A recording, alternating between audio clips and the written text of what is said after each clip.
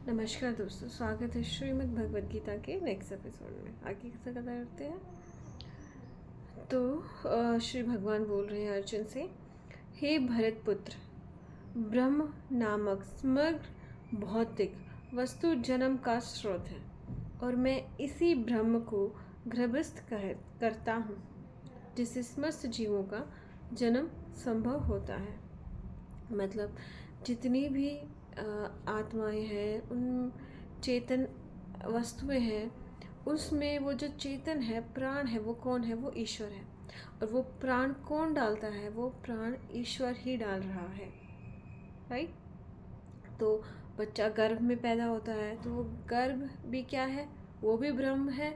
और उस गर्भ में जो जन्म ले रहा है, जिसकी वजह से जन्म ले रहा है, वो भी ब्रह्म ही है, वो भी ईश्वर ही है।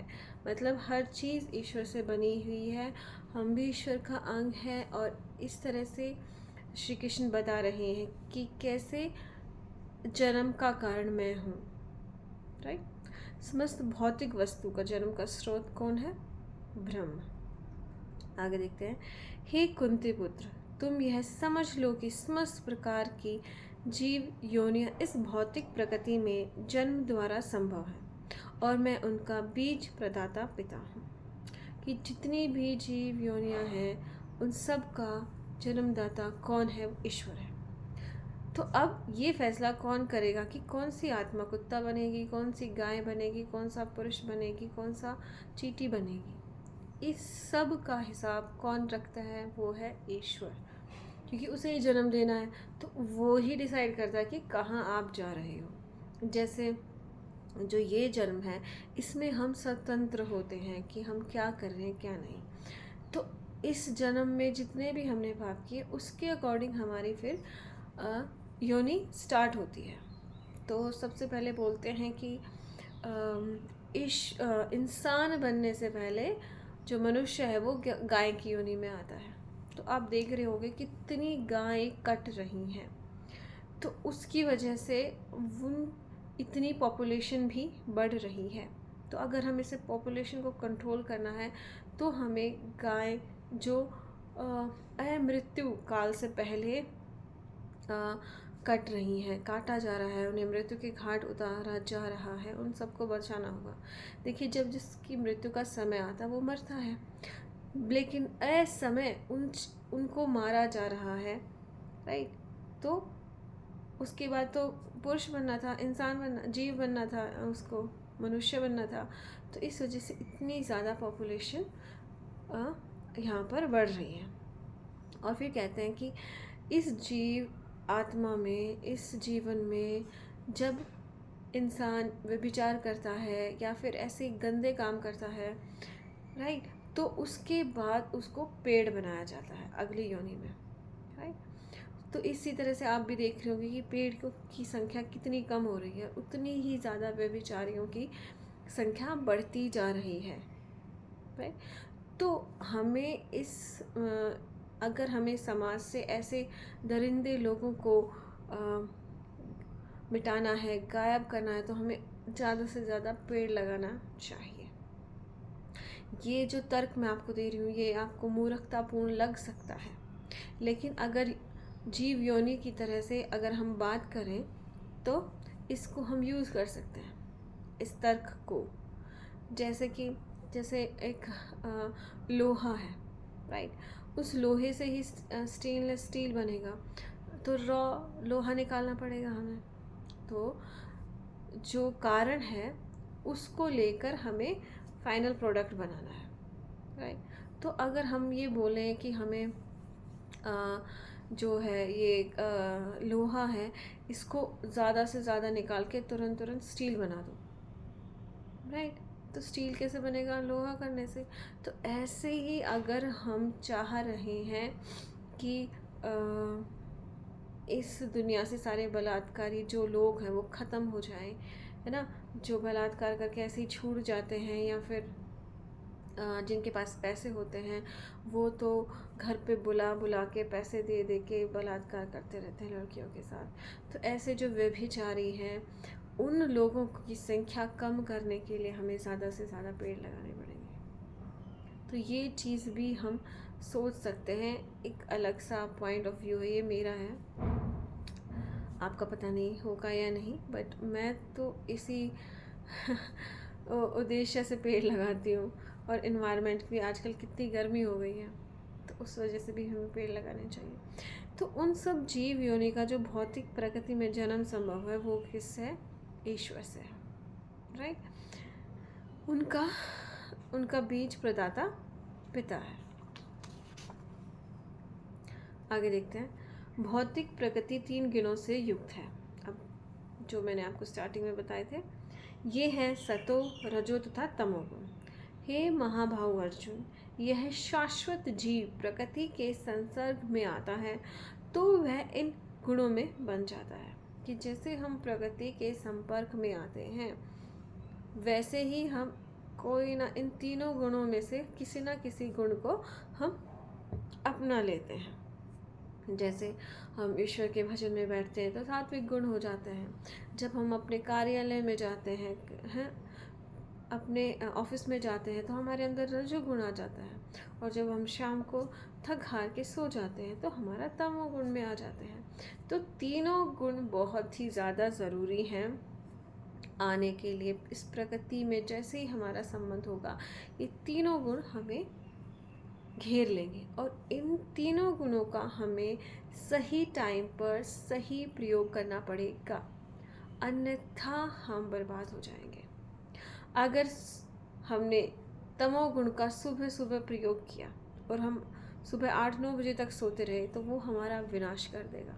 हम ऑफिस भी टाइम पे नहीं जा पाएंगे।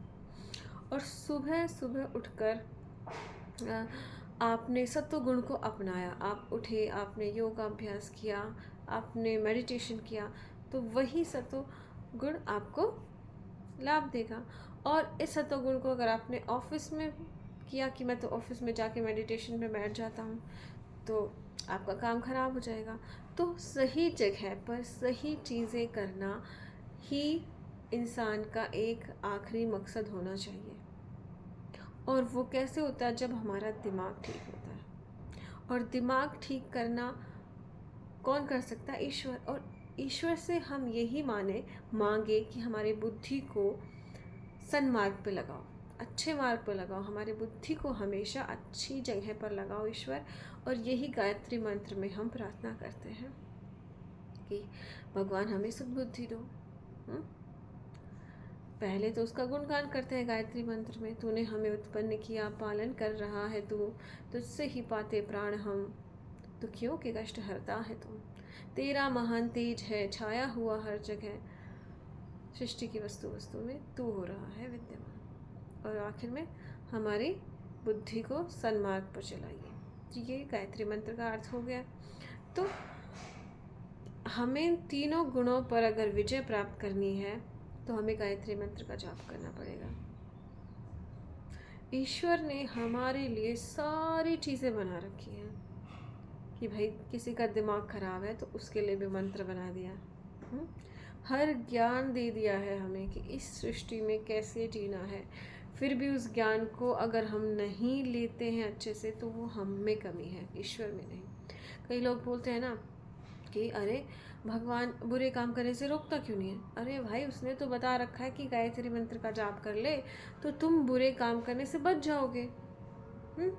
अब वो हाथ पकड़ने थोड़ी ना आएगा, लेकिन तुम्हारी वो बुद्धि पकड़ सकता है अगर तुम उसे पकड़ने दोगे तो। कि ईश्वर आप गायत्री मंत्र का जाप कर रहे हैं, हमें अच्छी बुद्धि दो।